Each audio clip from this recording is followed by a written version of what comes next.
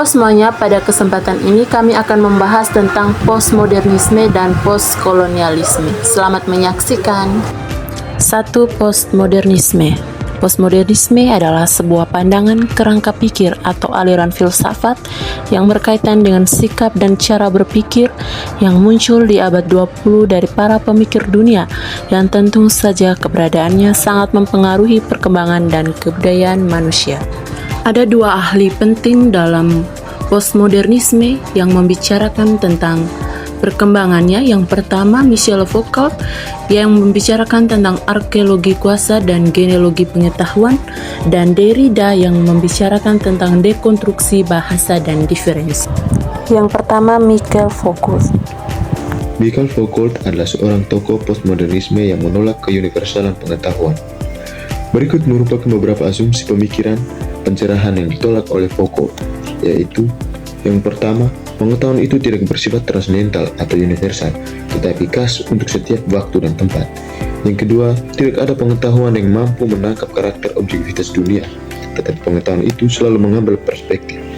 Yang ketiga, pengetahuan tidak dilihat sebagai pemahaman yang netral dan murni, tetapi selalu terikat dengan rezim-rezim penguasa. Namun demikian, menurut Foucault, tidak ada perpisahan yang jelas, pasti, dan final antara pemikiran pencerahan dan pasca modern atau antara modern dan pasca modern. Paradigma modern kesadaran dan objektivitas adalah dua unsur yang membentuk rasional otonom, sedangkan bagi Foucault, pengetahuan itu bersifat subjektif. Yang kedua, Derrida. Derrida menciptakan sebuah pemikiran dekonstruksi yang merupakan salah satu kunci pemikiran postmodernisme yang mencoba memberikan sumbangan mengenai teori-teori pengetahuan yang dinilai sangat kaku dan kebenarannya tidak bisa dibantah, yang dalam hal ini pemikiran modernisme. Analisis Derrida lebih bersifat linguistik dan filosofis, menantang asumsi dasar metafisika barat yang memprioritaskan kehadiran atau presence dan makna yang tetap. Ada dua hal penting yang dijelaskan oleh Derrida, yaitu yang pertama, dekonstruksi atau deconstruction. Secara etimologis, dekonstruksi adalah berarti mengurai, melepaskan, dan membuka. Yang kedua, difference, perbedaan dan penundaan.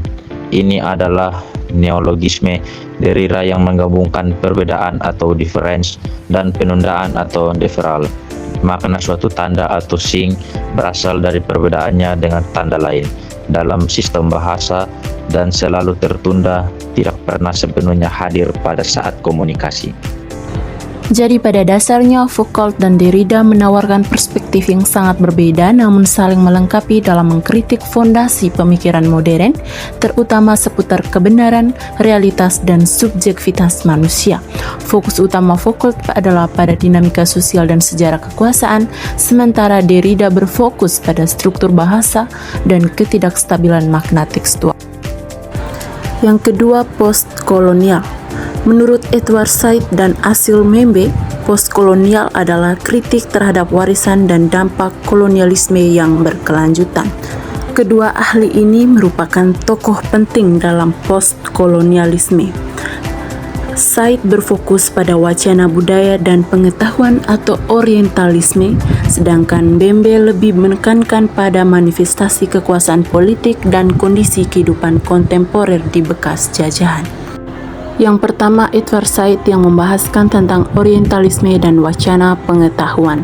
Edward Said adalah salah satu pemikir terkemuka dalam bidang postkolonialisme, terutama melalui bukunya yang sangat berpengaruh, Orientalisme, pada tahun 1978. Said mengkritik cara pandang Eropa terhadap Timur atau Orient yang seringkali digambarkan sebagai daerah primitif, terbelakang, dan eksotis. Dengan menggunakan pendekatan kritik wacana, Said menunjukkan bagaimana wacana Barat menciptakan representasi palsu tentang Timur untuk memperkuat dominasi kolonial. Orientalisme merujuk pada cara pandang Barat terhadap Timur sebagai sesuatu yang eksotik, terbelakang, dan membutuhkan penyelamatan. Pandangan ini menciptakan jarak antar kita atau Barat dan mereka atau Timur yang mengarah pada praktik kolonialisme. Bagi Said, postkolonialisme berakar kuat pada kritik terhadap orientalisme, sebuah cara pandang barat yang menciptakan gambaran palsu dan inferior tentang dunia timur atau the Orient untuk membenarkan dominal kolonial. Yang kedua, Asil Mbembe yang mengemukakan tentang nekropolitik dan kondisi kontemporer. Asil Mbembe adalah seorang filsuf dan teoritikus politik Kamerun, sering dikaitkan dengan pemikiran pasca kolonial atau dekolonial, tetapi ia juga seorang kritikus terhadap keterbatasan studi postkolonial arus utama. Mbembe berpendapat bahwa postkolonialisme seringkali terjebak dalam dikotomi sederhana antara penjajah dan yang terjajah. Ia merasa pendekatan ini masih terlalu terikat pada Eropa sebagai titik referensi utama, alih-alih memahami dinamika internal dan agensi masyarakat Afrika sendiri setelah kemerdekaan.